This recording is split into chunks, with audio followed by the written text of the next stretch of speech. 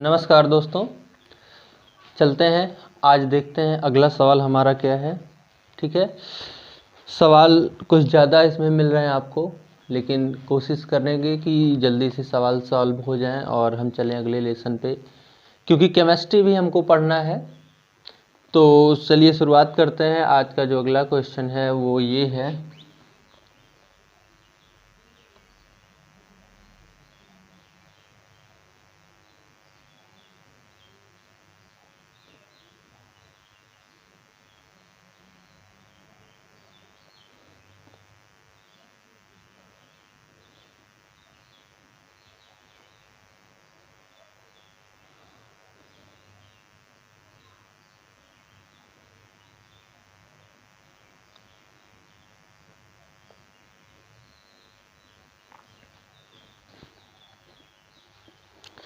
यहाँ पे आपको कई क्वेश्चन किए गए हैं। ये ए दिया गया है आपको, ये बी है, ये आपका सी दिया गया है। इसमें कह रहा है दिए गए परिपथ में ज्ञात कीजिए ए व सी बिंदुओं के बीच कुल प्रतिरोध। ए और सी के बीच, यानी कि इस बिंदु के बीच और इस बिंदु के बीच हमें प्रतिरोध ज्ञात करना है। लिखने का तरीका मैंने आपको बता दिया है। आज मैं लिखूंगा नहीं, सिर्फ कैलकुलेशन करूंगा, क्योंकि लिखने में बहुत वक्त खराब हो जाता है। तो समय खराब किए बिना आप पहले अगर चैनल पे नए हो तो चैनल को सब्सक्राइब कर लो, क्योंकि एक बार ही सवाल बताऊंगा और चैलेंज है आपको आ जाएगा। चलिए स्टार्ट करते हैं भाई। ए और सी के बीच हमें प्रतिरोध ज्ञात करना है। सपोज करते हैं यदि हमने एक चालक तार ए से, वैसे जुड़ा भी है, यहाँ पे आप देख रहे हैं, एक चालक तार ए से दूसरा बी से, ये धन है ये ऋण है। अगर ये चालक ऋण है तो इसमें भी ऋण इसमें भी ऋण, ये धन है तो ये भी धन और ये भी धन। इस रेजिस्टेंस का ये धन सिरा तो ये बचा कौन, ऋण। इस रेजिस्टेंस का ये ऋण सिरा तो ये कौन सा बचा, धन। अब हमें ये पता लगाना है कि कौन कौन से प्रतिरोध श्रेणी क्रम में है और कौन कौन से प्रतिरोध समांतर क्रम में है, क्योंकि जैसे ही हम ये पता लगा लेंगे हम तुरंत श्रेणी क्रम और समांतर क्रम के प्रतिरोधों का जो फॉर्मूला है वो खटाखट लगा सकते हैं। यहाँ पे अगर हम देखें तो ऋण और धन जब जुड़े होते हैं तो श्रेणी क्रम होता है। यहाँ पे ये वाला प्रतिरोध और ये वाला प्रतिरोध किस क्रम में है, श्रेणी में है। आप इनके नाम लिख सकते हैं R1 R2 और इसका नाम रख सकते हैं R3, और बताएंगे कि चूंकि प्रतिरोध R1 और R2 श्रेणी क्रम में है इसलिए इनके बीच का कुल प्रतिरोध R डैश बराबर R1 प्लस R2। एक एक ओम के दोनों है, आगे आपका 2 ओम। लेकिन हमें इन्हीं और इनका योग नहीं निकालना था, हमें इसके और इसके बीच निकालना था। तो मैंने इनका और इनका मान निकाल लिया चूंकि ये श्रेणी क्रम में थे। अब ये दोनों मिलकर के 2 ओम का काम कर रहे हैं। और अगर हम देखें तो धन और धन सिरा, इसके ये रेजिस्टेंस और ये दोनों मिलाकर के कितने का काम कर रहे हैं, 2 ओम का। यानी कि आप इसको चाहो तो मिटा करके एक रेजिस्टेंस 2 ओम का बना सकते हो। जैसे मैं चाहूँ तो कुछ ऐसा बना सकता हूँ, लेकिन हमें फिर से फिगर बनाना पड़ेगा इसलिए नहीं मिटाऊंगा। तो ये रेजिस्टेंस और ये दोनों किस क्रम में, क्योंकि देखो ऋण धन और धन, ऋण और ऋण साथ मिले हैं, तो ऐसा क्रम किसका होता है, समांतर क्रम होता है। तो यहाँ पे यानी कि R3 और R डैश समांतर क्रम में लिखेंगे आप, चूंकि R डैश और R3 समांतर क्रम में है, इसलिए कुल प्रतिरोध 1/R बराबर 1/R डैश धन 1/R1। समांतर क्रम का यही फॉर्मूला होता है। आगे बढ़ेंगे, 1/R बराबर R डैश का मान 2, R1 का मान 2, 1/R बराबर 1/1, या आप 2/2 कर सकते हैं या 1/1। पलट देंगे, ये R/1 हो जाएगा, ये R 1 ओम। ए और सी के बीच कितना प्रतिरोध आ गया, 1 ओम। अब कह रहा है परिपथ में धारा, तो लिखेंगे धारा बराबर होता है V/R। विभव कितना है, 2, R कितना आया, 1, 2 से 1 को भाग देंगे तो 2 एम्पियर। धारा कितनी आ गई, 2 एम्पियर। कह रहा है प्रतिरोध 3 ओम वाले प्रतिरोध में कितना विभव है, सॉरी ये क्वेश्चन गलत था। ए और बी के बीच का प्रतिरोध हमें ज्ञात करना है इस बार, यानी कि आप इन्हें मिटा दीजिए, सवाल आपका बदल दिया इसने। क्या कह रहा है, इन्हें आप भूल जाइए और अब ए और बी को दो खूंटियां धन और ऋण मान करके ए और बी के बीच का कुल प्रतिरोध ज्ञात कीजिए। तो क्या करेंगे भाई, अगर ए और बी के बीच ज्ञात करना है तो एक से धन जुड़ा होगा, एक सिरे से कौन जुड़ा होगा, ऋण। तो यहाँ पे ऋण, ये धन तो क्लियर हो गया। यहाँ पे ये वाला ऋण है तो ये क्या होगा, धन, और इस रेजिस्टेंस का ये धन है तो ये क्या होगा, ऋण हो जाएगा।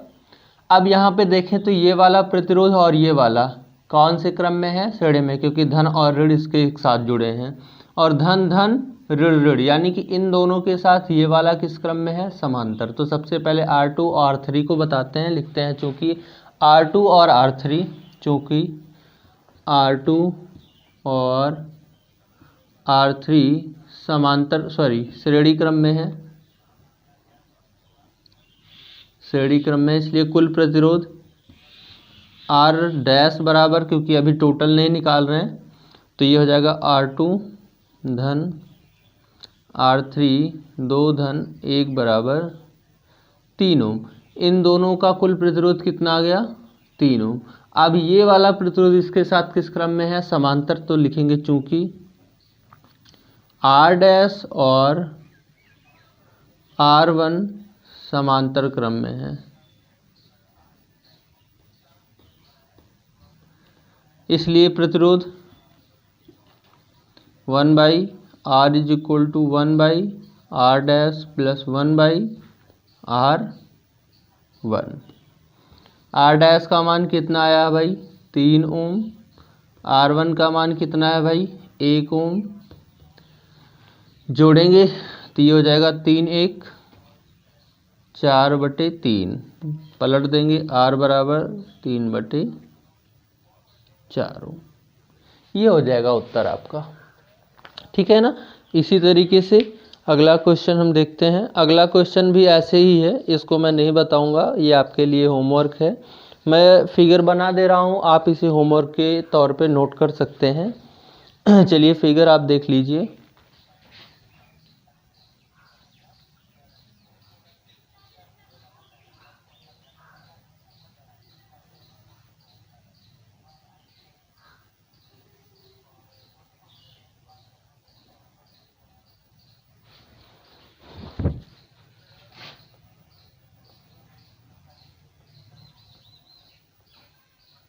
दस वोल्ट की बैटरी लगी हुई है, 1 2 2 3, ये 1 ओम का है, ये 2 ओम का है, ये भी 2 ओम का है, ये 3 ओम का प्रतिरोध है। इसमें सवाल क्या कह रहा है, आपसे पूछ रहा है, सबसे पहले तो कह रहा है इसका कुल प्रतिरोध कितना होगा, पहला क्वेश्चन आप नोट कर लो। दूसरा है परिपथ की धारा, यानी कि इसका कुल प्रतिरोध, इसमें बहने वाली धारा। और तीसरा क्वेश्चन आपसे कह रहा है कि 3 ओम का जो प्रतिरोध है ये, इसके सिरों का विभव आपको ज्ञात करना है। इस टाइप का सवाल मैंने आपको कई बताया है, इसलिए इसको नहीं बताऊंगा। अगला क्वेश्चन देखते हैं।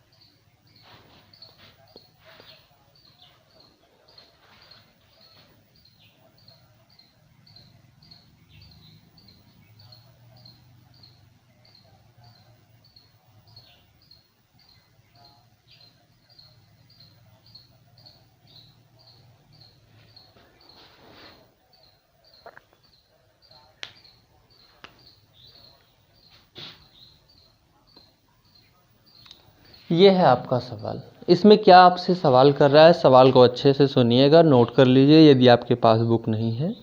कह रहा है दिए गए वैद्युत परिपथ में सेल का आंतरिक प्रतिरोध 5 ओम है। ये स्मॉल आर की वैल्यू क्या होती है, इसकी आंतरिक प्रतिरोध होती है। तो कह रहा है आंतरिक प्रतिरोध 5 ओम है तथा विद्युत वाहक बल 29 वोल्ट की बैटरी लगी हुई है। विद्युत वाहक बल का मतलब बैटरी की पावर बता रहा है आपको। क्या ज्ञात करना है, परिपथ का संपूर्ण प्रतिरोध, परिपथ की धारा A व B के बीच का विभव। पहले तो पूरा प्रतिरोध आपको ज्ञात करना है और फिर पूरी धारा ज्ञात करनी है। तीसरा क्वेश्चन क्या है, A और B के बीच का विभव। तो पूरा प्रतिरोध ज्ञात करने के लिए मैं बहुत तामझाम नहीं करने वाला, सीधा सीधा आपको बता देता हूँ। ये दोनों श्रेणी क्रम में है, इनके साथ ये समांतर में है। 5 और 4 साथ डायरेक्टली जुड़ेंगे। आप नाम रख सकते हैं इनका, R1, R2, R3, R4। आप लिखेंगे R1 और R2 और R2 श्रेणी क्रम में है, तो इनके बीच प्रतिरोध R डैश बराबर 5 धन 4 बराबर 9 ओम तथा R डैश और यानी कि जो मान आया इनका ये और R3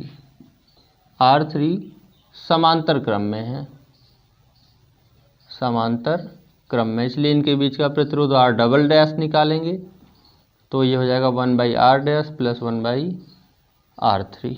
सो 1/R डैश, 1/R डैश का मान कितना है 9, R3 का मान कितना है 9, ये हो जाएगा 2/9। पलट देंगे, R डैश बराबर आ जाएगा 4.5 ओम। ठीक, सॉरी R डबल डैश, यानी कि ये सब मिलकर के कितने ओम का काम कर रहे हैं, 4.5 ओम का। और यहाँ पे अगला रेजिस्टेंस R4।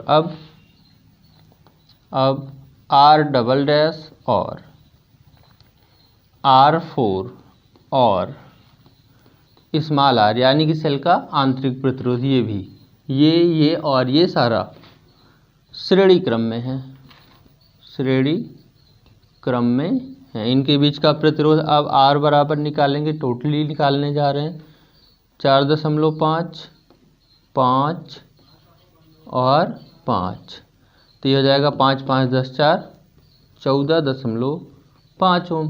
कुल प्रतिरोध आ गया 14.5 ओम। तो धारा I बराबर 29/14.5, 14 दूना 28, 2.0 एम्पियर हो गई आपकी धारा। 2 एम्पियर की धारा इसमें बहने वाली है, कुल प्रतिरोध भी आ गया। 2 क्वेश्चन तो हल हो गया। अब देखो धारा का मान टोटल कितना है, 2 एम्पियर। तो ये धारा यहाँ से 2 एम्पियर की निकलेगी, इसमें से होके गुजरेगी, यानी कि इन सब में जो धारा है वो 2 एम्पियर की है। तो इनके सिरों का विभव निकाल लेते हैं, तो लिखेंगे AB के बीच का विभव। V बराबर क्या होता है भाई, बहने वाली धारा और उसका प्रतिरोध। तो धारा कितनी थी 2, भैया इनका कुल प्रतिरोध कितना आया था 4.5 ओम। तो V बराबर 4 दूना 8 1 9, 0.0 वोल्ट। ठीक, कुल विभव कितना आ गया 9 वोल्ट। तो आज के लिए बस इतना ही, मिलते हैं अब आपको अगली वीडियो में।